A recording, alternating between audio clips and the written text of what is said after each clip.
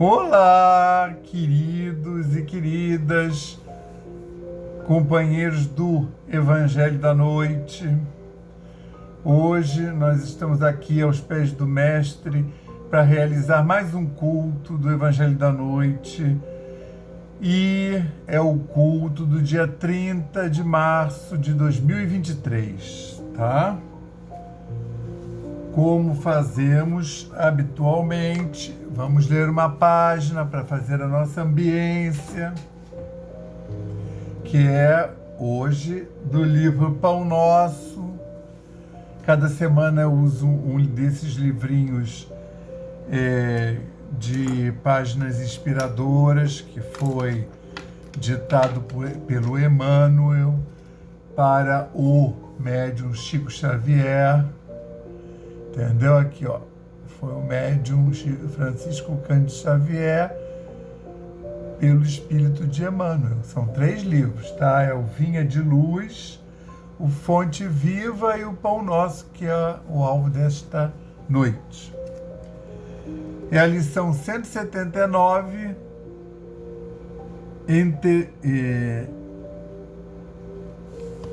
deixa eu ver o negócio aqui. Combate interior. Não, na realidade é a lição 178, combate interior. Tendo o mesmo combate que já em mim tendes visto, e agora ouvis estar em mim. Paulo, na sua carta aos Filipenses, capítulo 1, versículo 30. Em plena juventude, Paulo terçou armas contra as circunstâncias comuns, de modo a consolidar posição para impor-se no futuro da raça. Pelejou por sobrepujar a inteligência de muitos jovens que eles foram contemporâneos. Deixou colegas e companheiros distanciados.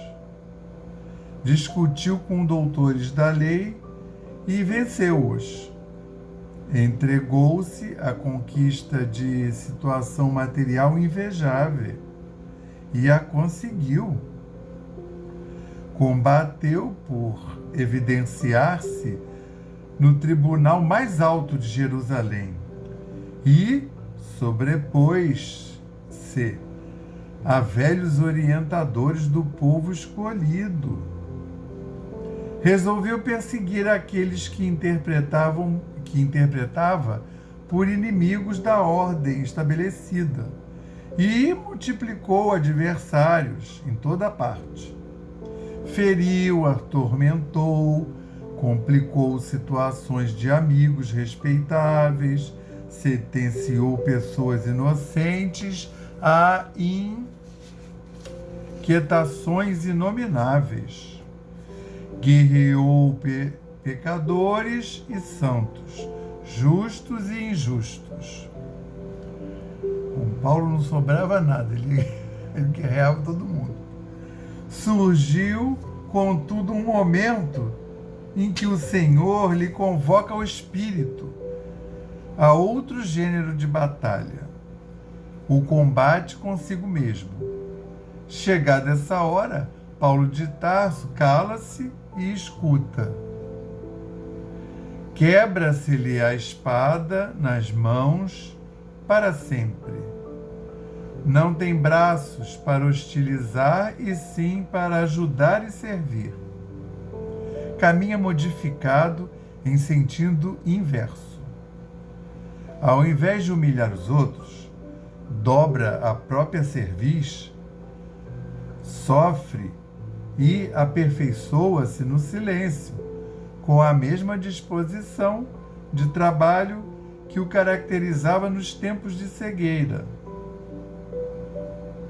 Dobra a própria cerviz é justamente baixar a cabeça.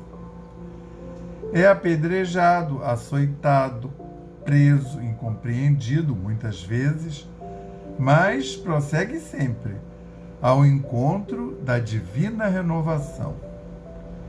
Se ainda não combates contigo mesmo, dia virá em que serás chamado a semelhante serviço. Ora e vigia, prepara-te e aperfeiçoa o coração à humildade e à paciência. Lembra-te, meu irmão, de que nem mesmo Paulo, agraciado pela visita pessoal de Jesus, conseguiu escapar.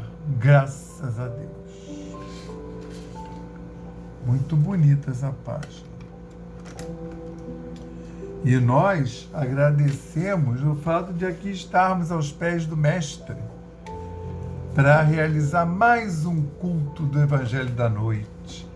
Então, nós queremos agradecer ao suave convite e por termos podido atender ao convite. E também agradecer a oportunidade da realização desse culto e por estarmos exitosos, conseguindo comparecer à realização do culto. Graças a Deus, graças ao Cristo de Deus e graças ao Espírito Santo de Deus. Graças a toda essa egrégora da Aliança da Fraternidade do Evangelho da Noite, ao nosso patrono São Francisco de Assis, e todos os trabalhadores da Falange de Francisco. Queremos também saudar aos nossos guias e protetores espirituais,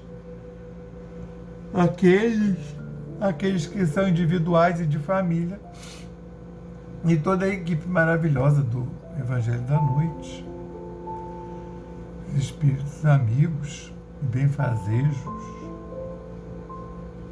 que sejam bem-vindos, que possamos realizar um lindo culto e que sejamos agraciados com a visita dessa equipe espiritual iluminada que há de sanitizar os nossos lares, reequilibrar nossas energias, beneficiar todos no raio de ação desse culto.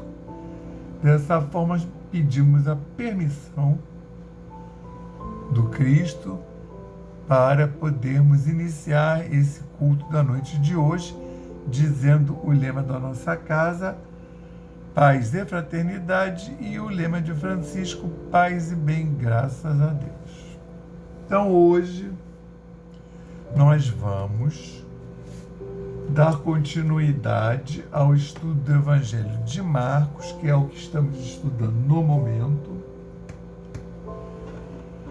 E agora nós vamos apreciar os versículos de 14 a 23, que na verdade é, de certa forma, uma continuação daquelas profecias da semana passada, né?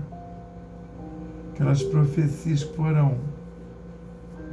que começaram a ser proferidas. E aí, o Marcos narra assim: ora, quando vós virdes a abominação do assolamento que foi predita por Daniel, profeta, estar onde não deve estar, quem lê entenda. Então os que estiverem na Judéia fujam para os montes, e o que estiver sobre o telhado não desça para casa, nem entre a tomar coisa alguma de sua casa. E o que estiver no campo, não volte para trás, para tomar as suas vestes.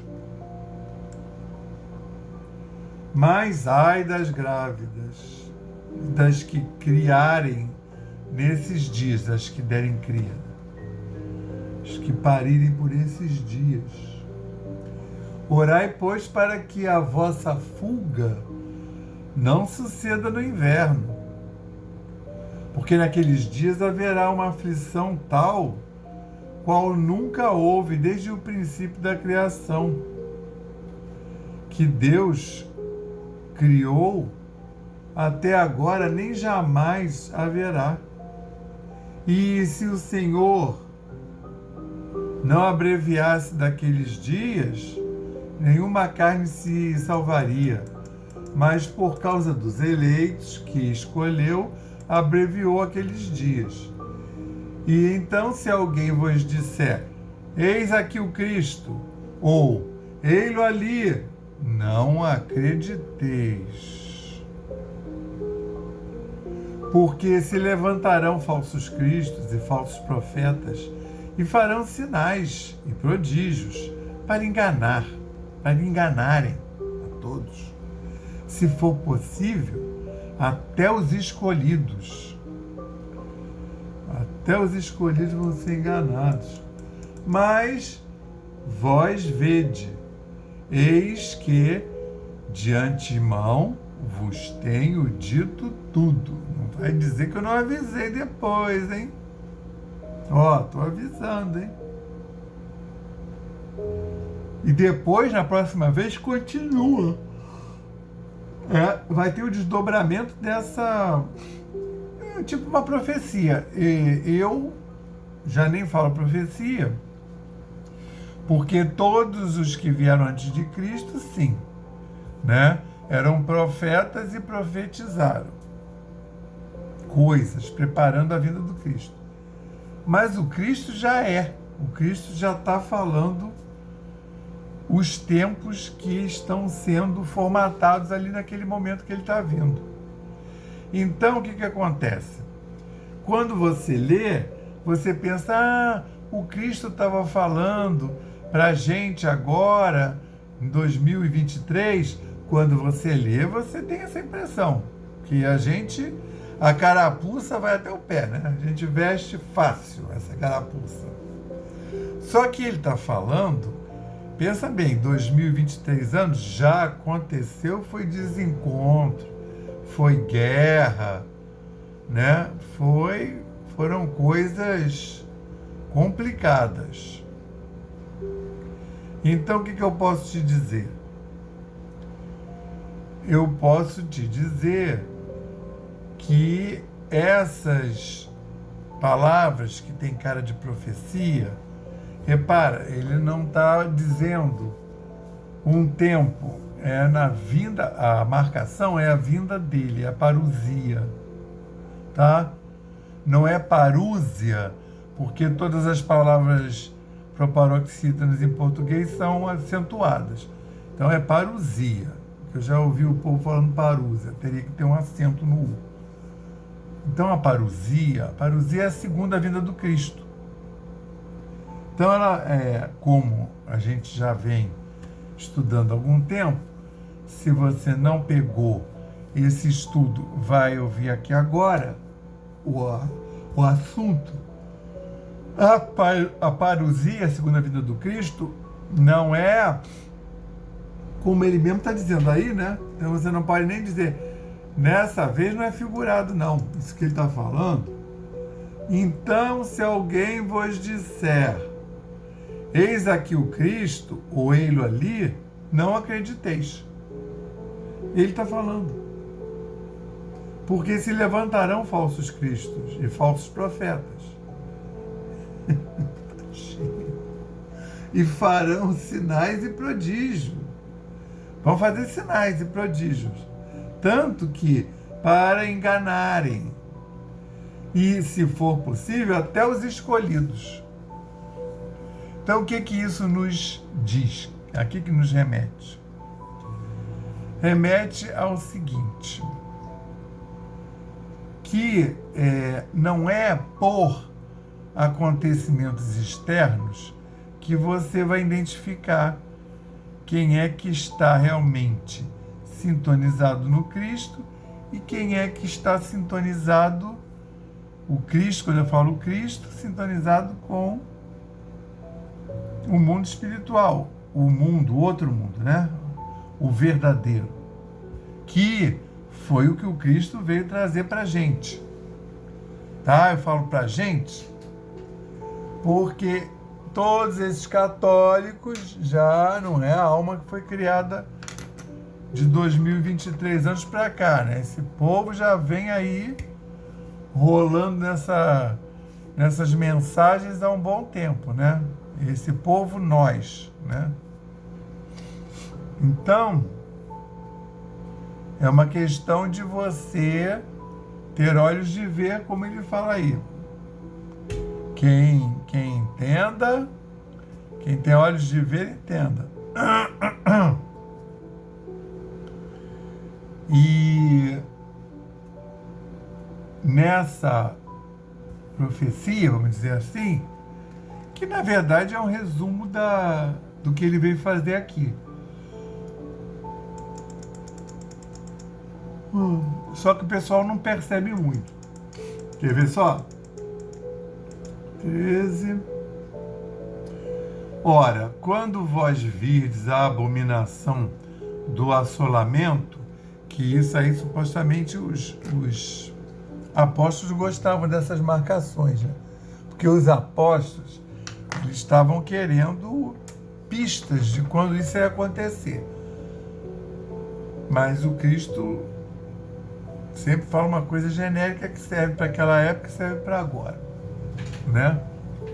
Eu até falei aqui na outra vez que depois que o Cristo morreu, e aí ele aparece para os apóstolos e para o povo que estava lá com os apóstolos, né? Parece que a estimativa era 120 ou 150 pessoas,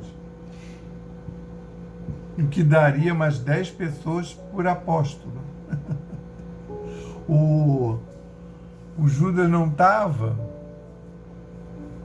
mas depois, logo no primeiro capítulo do Atos dos Apóstolos, eles elegem um para botar no lugar de Judas para continuar 12. Então, se a estimativa era 120, é mais ou menos uns 10, entre 120 e 150 pessoas, porque tinham todos aqueles que não tinham sido escolhidos, propriamente dito, como apóstolo, mas que seguiam o Cristo desde lá da anunciação, né, da profecia de João. João, o Batista, que era primo, né, de Jesus, ele era primo de segundo grau, porque a Isabel, mãe dele, é que era prima da Maria, né?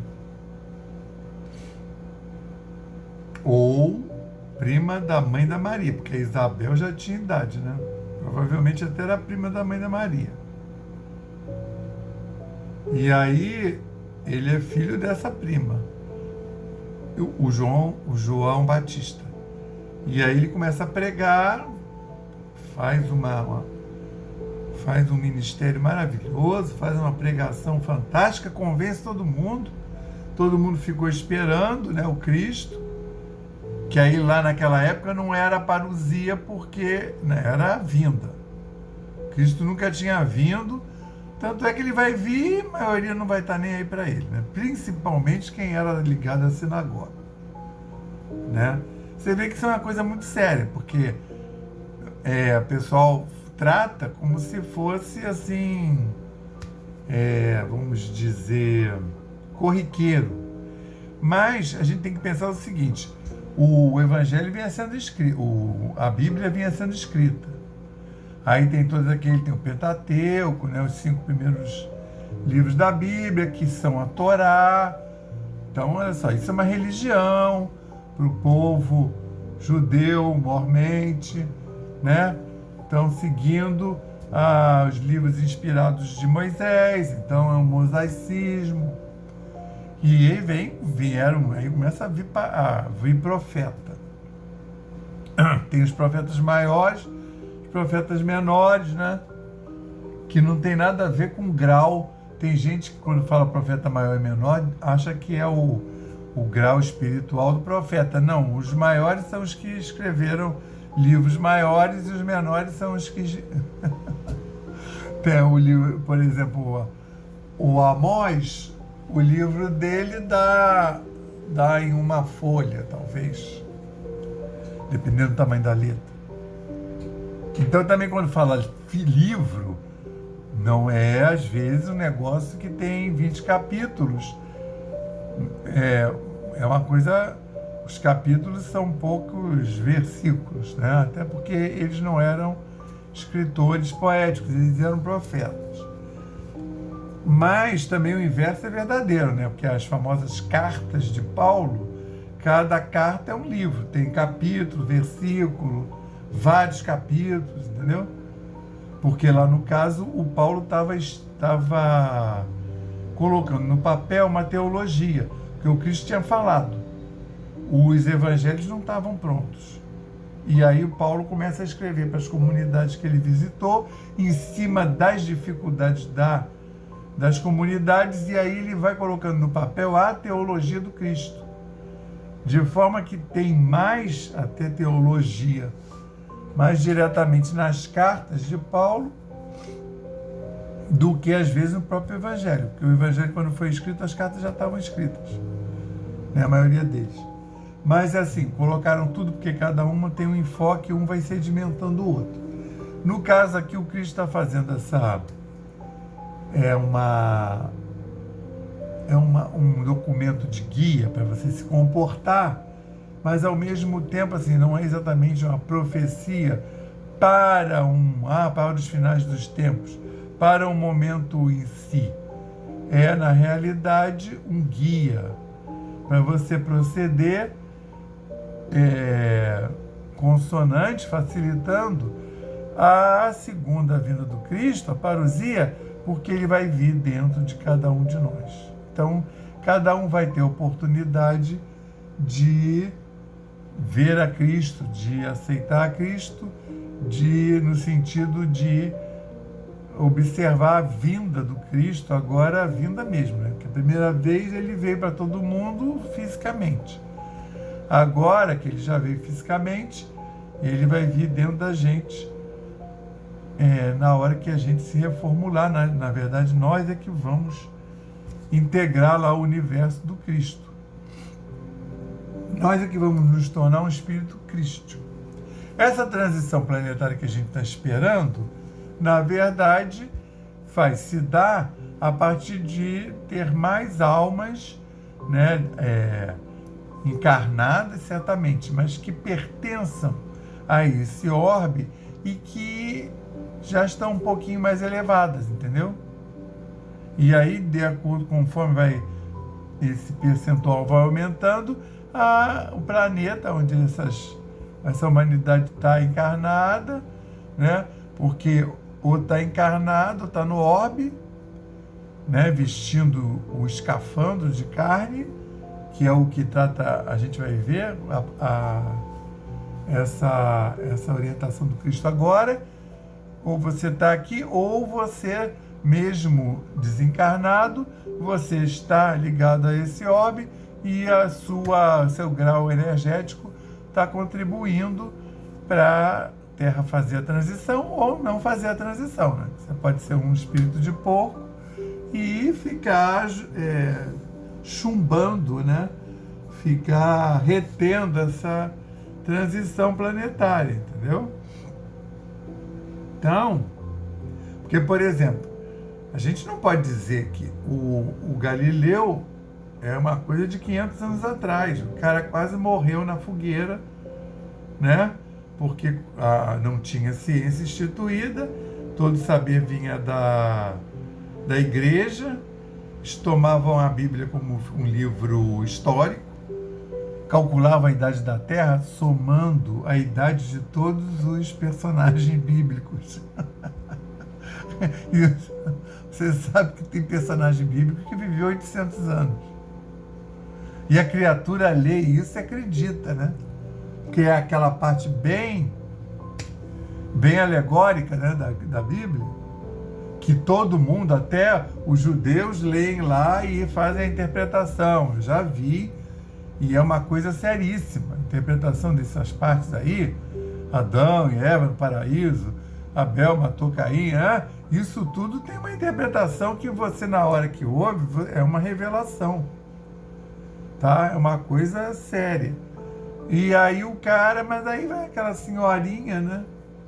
Eu escutei um padre falando, um padre desses que forma padres, falando, né, que aí, padre, Nossa, né? Fulano viveu 800 anos. Aí ele falou assim: o que eu ia falar para a senhorinha? Eu ia dizer: isso é uma coisa alegórica, ali parado em pé, né, que ela me encontrou lá na sacristia. Aí ele ficou com aquela cara de paisano, sei, né? Porque assim, o que ele está dizendo? Não vai ser ali que ela vai ter a iluminação e ter os ouvidos de ouvir, né? Que também é do que está tratando aqui. Então repara bem, do que ele está falando aqui? Ele está falando disso que eu estou falando agora. Serei odiada.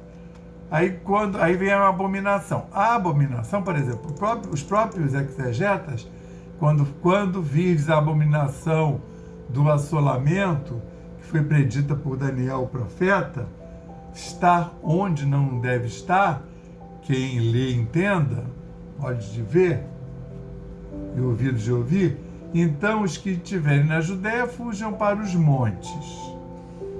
Entende isso? Quando vier a transição, né, seja a sua própria, da sua etnia planetária, que é os dias de abominação. Quando, se você for procurar para fazer esse estudo, tem assim umas 3 ou 4 apostas do que era abominação, entendeu?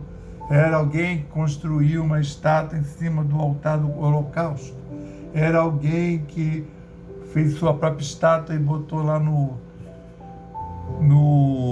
templo de Herodes para a adoração de si mesmo, que geralmente era um administrador romano.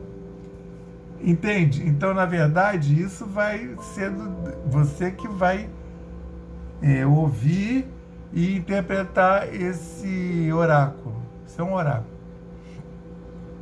Eu sei o que é isso aí. Essa abominação do assolamento.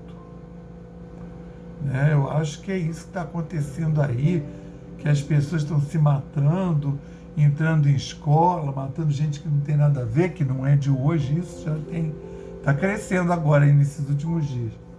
Entendeu? Aí, mas você tem que sentir isso. Que foi predito por Daniel. Aí, os que estiverem na Judéia, fujam para os montes. Então, assim, você está vendo isso tudo acontecer, né? Você não vai parar o mundo, né? E também não vai deixar de evoluir por causa do mundo. Não vai deixar o mundo te parar. Então, quem estiver na Judéia, fuja para os montes. Se já está subindo, continua, se eleva. Você se levanta, você ajuda todo mundo que está ali embaixo. Tá? E os que estiverem sobre o telhado, não desçam para casa, nem entre a tomar coisa alguma de sua casa. Porque a maioria das casas tinha um terraço, que você até acessava por uma escada por fora, que é através desse lugar que eles conseguem tirar as telhas e baixar o enfermo, quando Jesus estava fazendo pregação no segundo andar da casa. Então, o pessoal fala: mas essa casa estava cheia, que eles nem conseguiam entrar, como é que chegou lá? Eles subiram por essa escada lateral que dava num terraço. Esse terraço era usado para secar o peixe, para secar a carne do bode, entendeu? Fazer carne seca. O sal era caríssimo, né? O sal, que era exatamente porque era método de conservação. Mesmo até algumas plantas conseguiam ser secadas ali naquele sol inclemente, né? Vou te contar, o que tinha ali era sol. E aí eles tiraram lá e foram lá para cima. Então ele está fazendo essa alusão a esse lugar. Quem estiver sobre o telhado, terraço lá da casa, não desça para casa, nem entre a tomar alguma coisa. Ou seja, se você já evoluiu, já está em cima, você não tem que... Corta essas amarras com o mundo material. Não vai descer para pegar nada. Continua lá em cima. É dali para cima e deixa o negócio para trás, material. Ele está falando disso. Do mundo material, da parousia. Que quando Cristo vier em você, que você se tornar um espírito crístico, pensa bem, não tem mais, você vai deixar de ter corpo. Como é que você sabe? que você, dentro dos espíritos crísticos, tem vários níveis, né? Os iniciados dizem que são 7. Mas, enfim, você vai ter se desligado, você não vai ter mais que fazer encarnação, receber o corpo de carne. Daí a dificuldade do Cristo encarnar. Porque o Cristo já era o nosso Cristo Jesus, já era um espírito bem evoluído, para ele receber um corpo e fazer o corpo se movimentar aqui, foi toda uma outra engenharia física. Já teve que vir lá de Maria. Maria já encarna, né? Também, por obra do Divino Espírito Santo. A Santana já tinha quase 70 anos quando engravidou de Maria. Tá? Pega lá. Isso daí não está em Evangelho, não. Isso está em Apócrifo. Apócrifo não é livro proscrito. É um livro que a igreja não botou lá não aceitou botar na Bíblia, mas a igreja usa como consulta, porque é onde que esse negócio, a mãe de Maria era Santana, o pai era São Joaquim, e eles tiveram essa história aí assim, aí você fala, mas é apócrifo? Sim, mas a igreja tem um dos dogmas de Maria, é a Assunção de Maria. A Assunção, ela morre e é assunta. Assunta morreu e subiu, ascendeu ao céu de corpo e alma. Como aconteceu com Cristo? Puseram lá o corpo e depois cadê o corpo? Não tem. Ninguém viu para onde foi. Entendeu? E eles ficavam atentos, eu comecei a falar isso, não fechei, porque o Cristo depois aparece, dá aquele curso para os apóstolos para dizer que existia, comprovar que existia um outro mundo onde se vivia, e aí por causa disso todo mundo ficou achando que a volta do Cristo seria no ano seguinte, na década seguinte. Então o primeiro século todo é de cristão esperando, achando que o Cristo vai reencarnar, né, ano que vem, daqui a 2 meses. E cuidado para você não ficar assim também, né? Porque a gente está aqui aguardando a transição planetária, mas todo mundo sabe que não é. O pessoal estava achando que era de 1999 para 2000. Que ia acordar 2000, que maravilha, que asa linda! Olha, agora estou com mais asas aqui, brancas, olha como eu vou, como é que eu estou etéreo. Passaram 23 anos, ainda não rolou. Então, já deu para você perceber que não é coisa fácil, que não vai ser de hoje para amanhã. Então tem que se sintonizar e começar. Para de ficar pregando o evangelho para as pessoas. Viva, faça. As pessoas querem seguir pessoas que elas vêm fazendo. Né? Essa época de pregar já passou, está lá atrás. Você pega qualquer livro do evangelho no metrô pelo celular. Então, quem estiver no campo, não volte para trás para tomar as suas vestes. Olha, coisa material, né? Então, assim, se despoja disso. Quer dizer, lamenta aqui, mas ai das grávidas e das que criarem naqueles dias, né? Claro, as pessoas têm laços, né? Essa criança tem um pai e tem uma mãe. E é claro que você tem relação com esses outros espíritos que reencarnam com você. Mas como a gente já sabe, a gente não pode evoluir pelo outro. Então, que nem lá no Velho Testamento, a mulher de Lote, que aí ela volta e vira estátua de sal, e o Lote não pode fazer nada. E o que ele está falando é isso. Vá para lá para cima, sobe o monte, você não tem como levar o outro. O outro só vai se ele tiver esses olhos de ver e ouvidos de ouvir, entendeu? E aí ele fala: orai, pois, para que a vossa fuga não suceda no inverno. Vai agora. Não vai ficar esperando a transição, esperando o quê? Vai agora, para não acontecer no inverno. Amanhã vai ser mais difícil. Vai hoje. Então, Orai, pois, para que a vossa fuga não suceda no inverno, porque naqueles dias haverá uma aflição tal, qual nunca houve desde o princípio da criação, que Deus criou até agora, nem jamais haverá. Entendeu? E aí ele fala, bababá, então, se alguém vos disser, eis o Cristo aqui, ou ele ali, não acrediteis, porque se levantarão os falsos profetas. Ele está avisando. Ele está avisando e o povo está atrás. Né? Não fica achando que porque o médium recebe mensagens lindíssimas, que ele é mais evoluído que você, não, tá? Ele recebeu aí um dom para ver se ele dá uma resgatada lá no passado dele, para ver se acompanha a evolução planetária. Isso vale para todos os médiuns, tá? Tem uns melhorzinhos, outros não. Então tem os avatares, né? O Gandhi, você vê, o Gandhi não recebia mensagem, mas visivelmente era um espírito evoluído, tá? Então a maioria dos médios que a gente conhece, eles não têm mediunidade porque eles são pessoas evoluidíssimas. Pelo contrário, porque eles têm aquela mediunidade, é para trabalhar mais, inclusive, a vigilância, porque vai ter um monte de espírito querendo entrar ali, né? Na mediunidade dele, nos chakras, e fazer mal.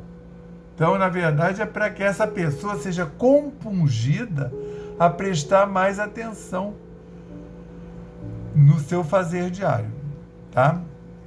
Então, agora nós vamos passar para ao passe, né? Vamos nos colocar confortavelmente e seguir aqui mentalmente enquanto a espiritualidade aplica o passe em você.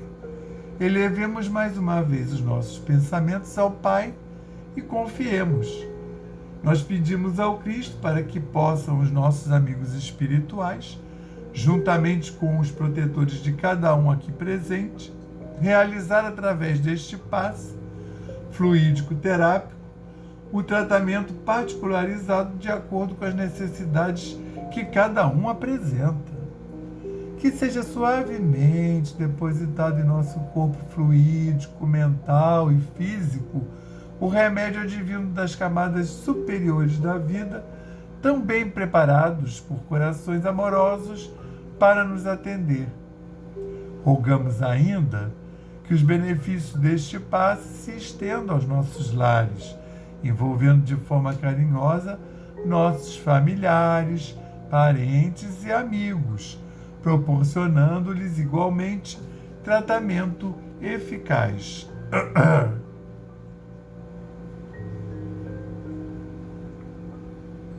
Intimamente, pedimos força para desenvolver em nós coragem, discernimento, paciência e bom ânimo em nossa lida diária, nos colocando agora na posição de receptores abertos à boa influência do alto, alentando a nossa consciência de que somos seres oriundos e viventes no universo de Deus.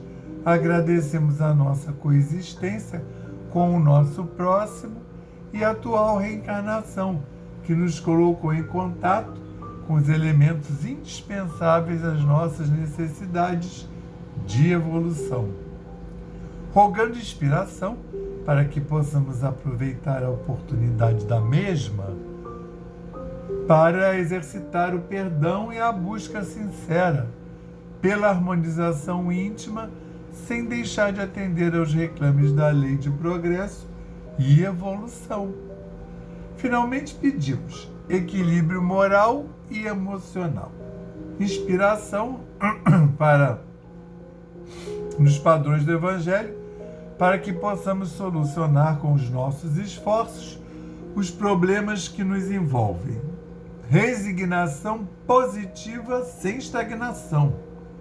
Compreensão para agir com amor, ação, sem ser subserviente. Proteção. Forças para manter a vigilância e disposição para realizar a nossa reforma maior Graças a Deus.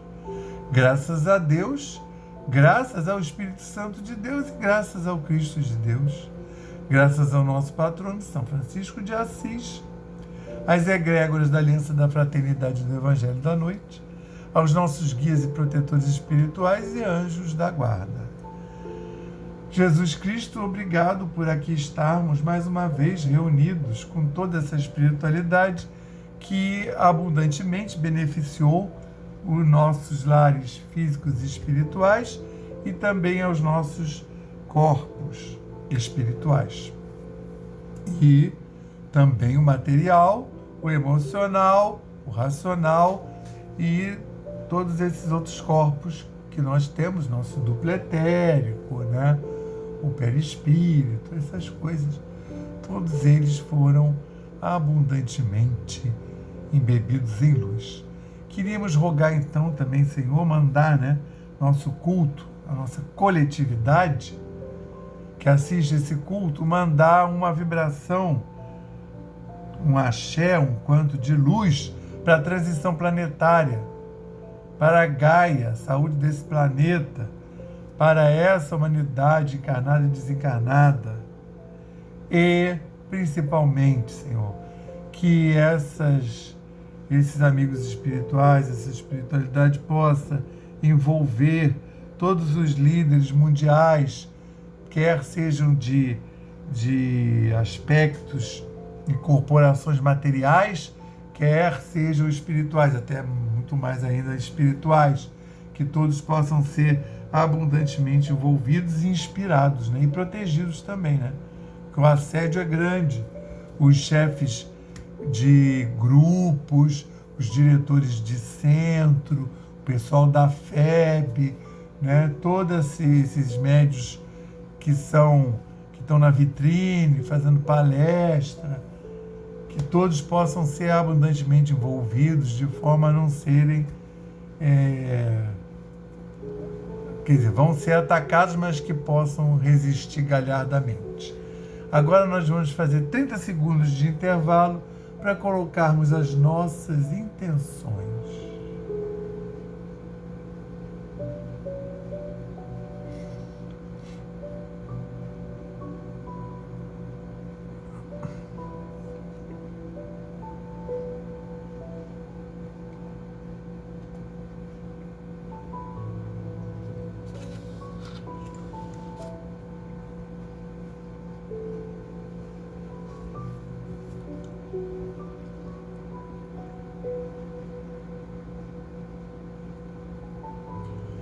Senhor Jesus, dá-nos a permissão para dar por encerrado o culto da noite de hoje, dizendo o lema da nossa casa, paz e fraternidade, e o lema de São Francisco de Assis, paz e bem. Que tenhamos todos uma boa semana na paz do Cristo, graças a Deus.